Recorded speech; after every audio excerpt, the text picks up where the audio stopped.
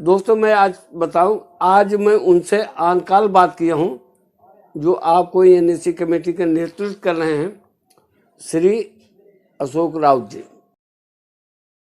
दोस्तों मैं आज मैं उनसे आनकाल बात किया हूं जो आपको एनएससी कमेटी का नेतृत्व कर रहे हैं, श्री अशोक राउत जी।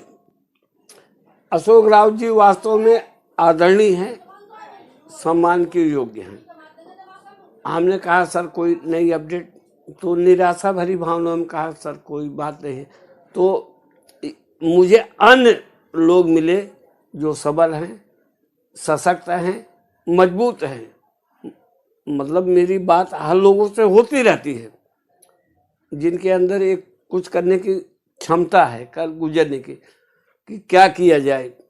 अशोक राउत जी तो निराश भावना में बात किए कि अभी कोई नई अपडेट नहीं, सरकार के वित्त मंत्रालय से, ईपीएफओ कार्यालय से, प्रधानमंत्री पीएमओ हाउस से कोई ऐसी चीज नहीं मिल रही। तो मित्रों, जब मैंने एक ईपीएस 95 पेंशनर से बात की तो उनका जवाब था कोड ऑफ कंडक्ट 13 मार्च के बाद लागू हो जाएगा, यानी आचार चुनाव संहिता। तो हम अपनी कोई मांग को रख नहीं पाएंगे, राष्ट्रपति शासन होगा जिसमें हमारी कोई मांग पूरी नहीं होगी, अगले चुनाव तक इंतजार होगा। तो ये 10 दिन का जो समय है, इस 10 दिन में समय में हमें शिथिल नहीं पड़ना है, कमजोर नहीं पड़ना है। तो एक ईपीएस पेंशनर ने कहा कि हम पूरे भारत के से लोग एक साथ एक लंबद्ध हो करके, चाहे वो केरल को हो, चाहे राजस्थान का हो, चाहे मध्य प्रदेश का हो, चाहे बिहार को हो, चाहे उत्तर प्रदेश का हो, हम 12 तारीख को एक गुलाब का फूल जो है दिल्ली में ला करके समर्पित करेंगे। जब हमने पूछा कहाँ पर आप देंगे, तो उनका कहना था कि हम भारतीय जनता पार्टी के कार्यालय पर एक फूल लेके पहुँचेंगे। सब लोग अपने चुनावी मंथन में रहेंगे, किसको कहाँ से लड़ाया जाए, किसको कहाँ जिताया जाए, किसको कहाँ से हराया जाए।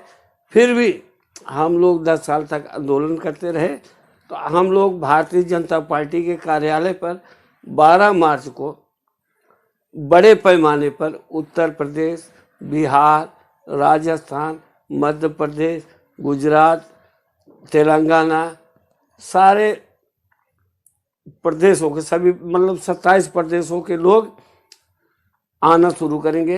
कल से अपना लोग टिकट बनाना शुरू करेंगे। हो सकता है कि आपके आने पर एक गुलाब के फूल की व्यवस्था जो है करना मुश्किल हो जाए, इसलिए आप अगर वहाँ से आ रहे हैं तो अपने साथ ही फूल को लेकर के आए। यूं कि भोग रखा रहा, फूल मुरझा गए, भावना में मेरे क्या कमी रह गई। दीन बंधु दया सिंधु कहलाते हो आप, करते अब, मेरी बात को फिर से सुने आप, दीन बंधु दया सिंधु कहलाते हो, करते अब तुम दीनों पे दया क्यों नहीं। दीन बंधु दया सिंधु कहलाते हो, करते अब तुम दीनों पे दया क्यों नहीं। तो मित्रों, भोग रखा रहा, फूल मुरझा गए।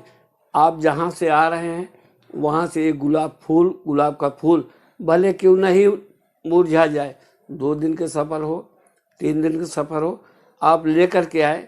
आप भारतीय जनता पार्टी के कार्यालय पर वो करें कि आपके जीत की अग्रिम शुभकामनाएं हैं। हम लोग तोड़ फरोड़ कर नहीं सकते हैं, किसी तरह ऐसे अन्याय कर नहीं सकते हैं। हमारे खुद के पैसे इतने जमा हैं, हमने कंट्रीब्यूट किया है। आप ये बताइए, जिसका 12% कटता हो, किसी के 1 लाख, किसी के 1.5 लाख, किसी के 2 लाख, यानी 1.5 लाख 2 लाख, इतने से लेकर के 20-20 लाख रुपए लोगों के खाते में जमा है। आपको ये भी पता है, ईपीएस पेंशनर की डिमांड करते हुए ईपीएफओ कार्यालय में आत्महत्या करने की भी कोशिश की गई, और सरकार ने जिसको निगेटिव किया था कि तुम इसके पात्र नहीं हो, फिर बाद में बिना दस्तावेज के उसके पैसे प्रोवाइड किए गए। ये आपको जानकारी में है। आपकी संख्या कम नहीं है, संख्या इतनी ज़्यादा है जिसे कहा जाता है 75 लाख। 75 लाख तो कम नहीं होते, बढ़ करके वो 78 लाख हो गया। अब आप कोई विवेचना करना कि संख्या बल भी आपका ज़्यादा, ताकत भी आपकी ज़्यादा, सब कुछ आपके ज़्यादा, और परेशान भी आप ही ज़्यादा। ये कब तक ऐसा अनैतिक शोषण आपका होता रहेगा? कभी ना कभी तो दीन बंधु दया सिंधु को नज़र तो पड़ेगी। भले ही आश्वासन पे 2 बार कंधे पर हाथ रख करके कह दिए को नहीं नहीं आपका काम होगा। चाहे पक्ष के लोग हों, चाहे विपक्ष के लोग हों, चाहे कोई भी हो, कभी किसी ने नहीं कहा कि ईपीएस पेंशन 95 वाले अपनी जगह गलत है। आप बताइए, जिनको 1000, 1500, 2000, 3000 पेंशन मिल रही है, तो इस महंगाई के युग में कैसे वो अपना जीवन यापन कर सकेंगे? दवाइयों की कीमत अलग बढ़ी हुई है, खाद्य पदार्थों की कीमत अलग बढ़ी हुई है, परिवहन विभाग के यातायात की कीमत अलग बढ़ी हुई है। तो जीवन को सरल और सरस बनाने के लिए तो ये आवश्यक है ना कि कुछ उनकी आर्थिक स्थिति मजबूत किया जाए।